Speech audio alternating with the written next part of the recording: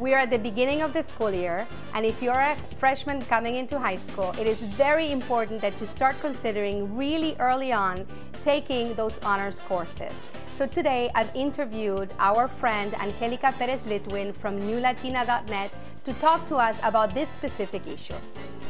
So you're in the 9th grade, you just came into high school and you're wondering what you should do to increase your chances of getting into a really good college. One of the things that you can do is to start looking at whether or not your high school offers honors courses. How can you find out? You can speak to your guidance counselor, or you can look at the high school booklets, which you usually can find them online. There are several reasons why honors courses are important. One of them is that honors courses actually load higher in terms of your GPA than a regular course. So even if you get a B+ in a course, it's actually like getting an A. And the great thing about it is that colleges actually look very favorably at transcripts that have a lot of honors courses. Another good reason to consider taking honors courses is because you're more likely to be taking classes with a group of peers that are actually very motivated, who love to be challenged. Some schools allow you to take honors courses as early as the 9th grade. And another really good reason to take honors courses is because they allow you to be on the track on your way to taking AP courses. And as you take your honors courses, it allows you to take classes with one of the best teachers in your school. And guess what? They'll be the ones to give you a letter of recommendation for college. And as usual, if you have any questions, click on the questions banner on our website and one of our experts will answer you directly. See you soon.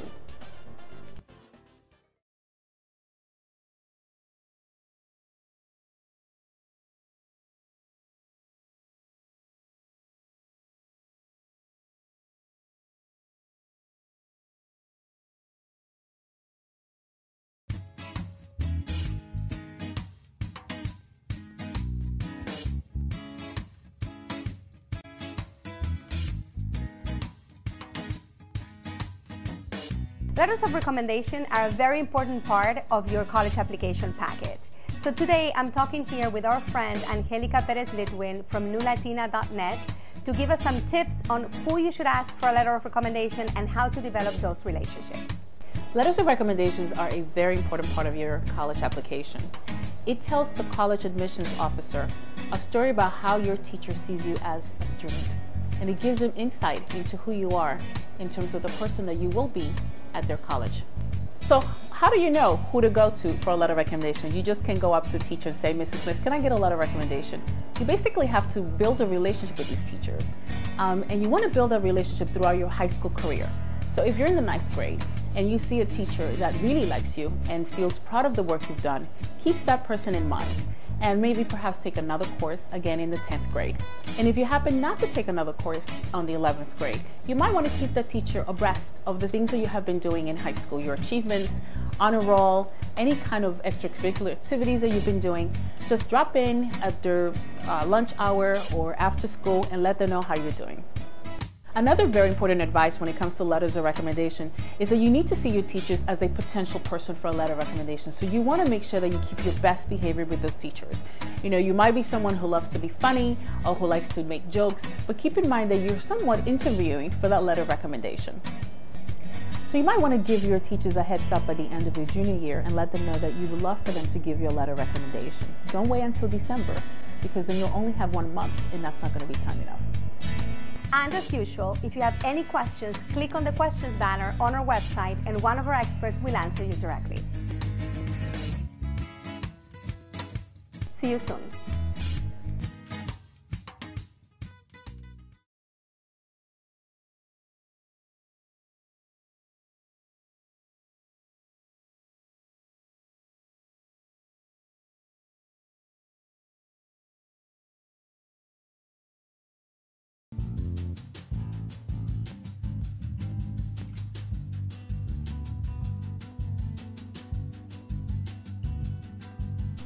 You probably have mixed feelings about going back to school.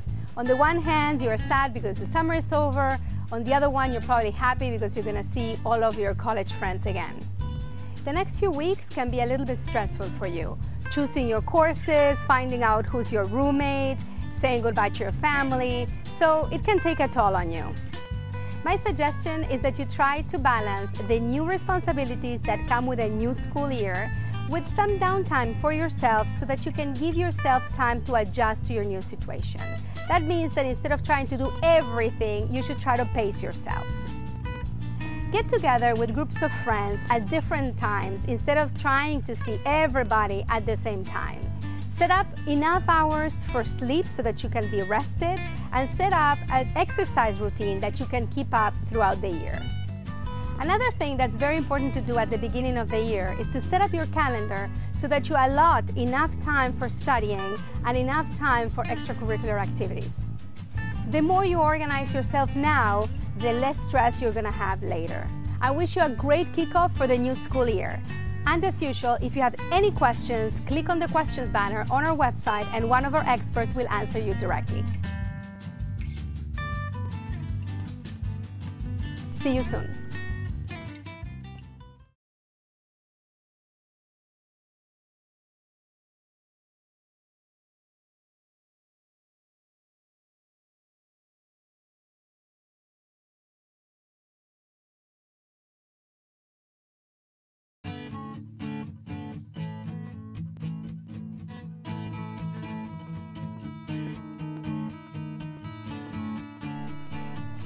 For many people, the words mentor and sponsor mean the same thing, but the reality is that there's a clear distinction between the two. A mentor is someone with whom you have a personal relationship and who can guide you in your education and in your career. They can help you identify what courses you should be taking, what industries you might be interested in, and once you graduate, they can help you understand the unwritten rules of an organization. They can give you feedback on your behavior and in your appearance. You can have more than one mentor, and they don't necessarily have to be of your same ethnicity or gender. The important thing is that it's someone with whom you have chemistry so that they take an interest in you, and it's someone you admire and who are experts in the area where you're seeking guidance. And sponsor, on the other hand, is someone higher in the organization that can open doors for you and opportunities for you that you might not know about. It's someone who knows how good you are, and they put their reputations on the line for you, so you better deliver. The sponsor is probably not going to be involved in your day-to-day goal setting, etc., but it's someone critical to your success.